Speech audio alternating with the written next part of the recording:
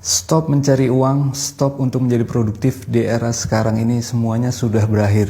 Setidaknya ini adalah quote yang kontroversial yang saya tonton di kanal YouTube-nya TechLead. Patrick Hsu, dia seorang Jepang, 43 tahun, dia mantan programmer Google. Dia mengatakan bahwa semuanya sudah berakhir di era sekarang untuk mencari uang, untuk menjadi produktif.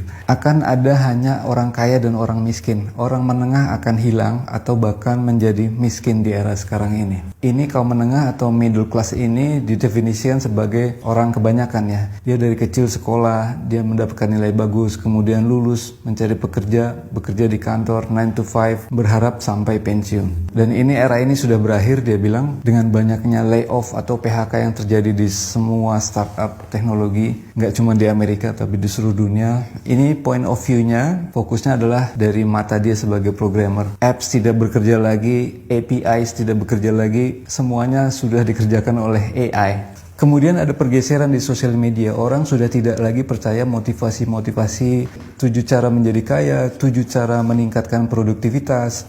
Orang hanya ingin melihat sekarang kesuksesan. Mereka pengen lihat Lamborghini, mereka pengen lihat rumah mewah, mereka pengen lihat traveling dengan yacht. Dan itu semua yang ingin orang lihat di sosial media saat ini. Mereka tidak tertarik lagi bagaimana mencari uang. Mereka hanya ingin melihat bagaimana cara menikmati hidup dengan uang yang dimiliki. Dan itu adalah 3 level di atas dari cara mencari uang.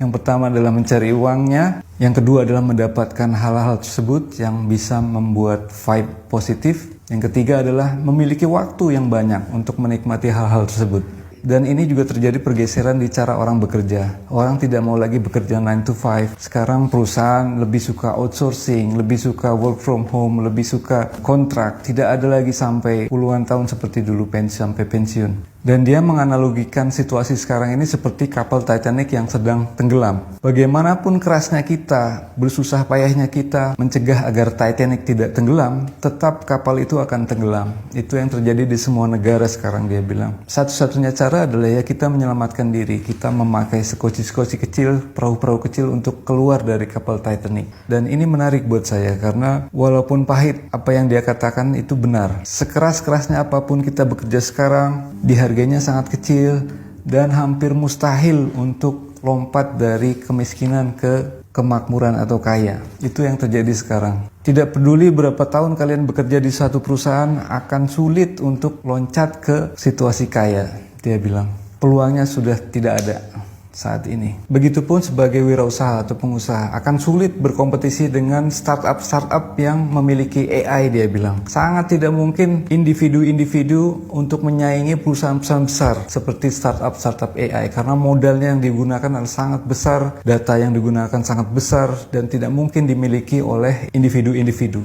Oleh sebab itu dia katakan bahwa yang kaya akan semakin kaya, mempertahankan kekayaannya, dan yang miskin akan tetap miskin, dan kelas menengah akan cenderung untuk mengalami penurunan menjadi miskin. Dan perubahan itu terjadi dengan sangat cepat. Saya masih ingat ketika pada tahun 2007 Steve Jobs dari Apple pertama kali memperkenalkan iPhone pertamanya dengan layar sentuh. Seketika itu pula raksasa handphone dengan tombol semuanya berguguran mati, seperti Nokia, BlackBerry, semuanya mati. Tak lama berselang muncullah dunia digital dengan cepat. Ada aplikasi, ada website, ada YouTube dan lain-lain. Dan membunuh semua industri buku, majalah, koran, televisi konvensional. Hampir saat itu semua orang beralih ke dunia digital. Dan dengan cepatnya saat sekarang ini muncullah AI yang menggantikan hampir semua pekerjaan seperti yang dikatakan oleh Patrick Hsu. Dia sebagai programmer bilang sudah tidak ada kemungkinan untuk bersaing dengan AI. Dan ini susah untuk dihentikan. Sama halnya dengan dulu pertama kali handphone layar sentuh pertama kali diperkenalkan.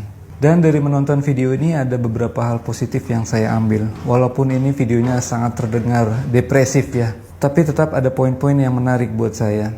Bahwa hidup itu ada kalanya tidak apa-apa untuk tidak melakukan apapun.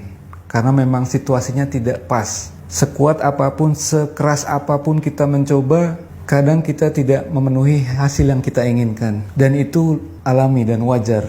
Dan saya yakin situasi sekarang ini akan ada solusi-solusi atau skoci-skoci dari kapal Titanic yang akan kita peroleh dan kita dapatkan dari hal-hal yang kita terus lakukan dalam hidup. Dan mungkin di situasi yang sulit ini akan muncul hal-hal positif yang tidak kita duga sebelumnya. Seperti yang dia utarakan, orang sekarang senang menonton keberhasilan orang lain, membeli mobil mewah, rumah mewah, dan lain-lain. Tapi mungkin bagi saya juga tidak hanya sekedar materi. Kita bisa menunjukkan hal positif di konten media sosial dengan cara menghibur orang lain, membuat tertawa, memiliki kucing dan anjing yang lucu. Itu juga membuat hal positif yang mungkin memang ditujukan AI untuk kita untuk menikmati hidup. Gimana menurut kalian?